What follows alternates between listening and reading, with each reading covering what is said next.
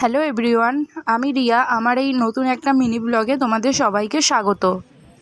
তোমাদের মনে থাকবে হয়তো এর আগে আমি একটা ভিডিও শেয়ার করেছিলাম যেখানে আমরা হঠাৎ একটা কাজ পড়ে গেছিলো বলে কলকাতা গেছিলাম।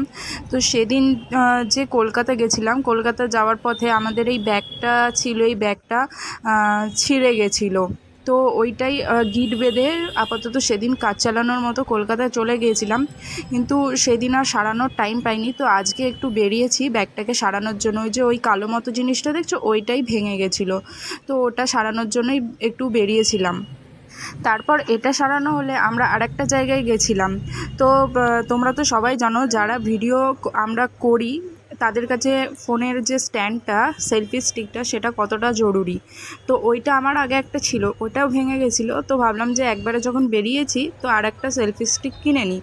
তো এই যে দোকানে আমি গেছিলাম, দাদাটা আমাকে নানা রকম সেলফি স্টিকগুলো, স্ট্যান্ডগুলো বের করে দেখাচ্ছিল যে কোনটা কীরকম হয়, কোনটা ভালো হবে।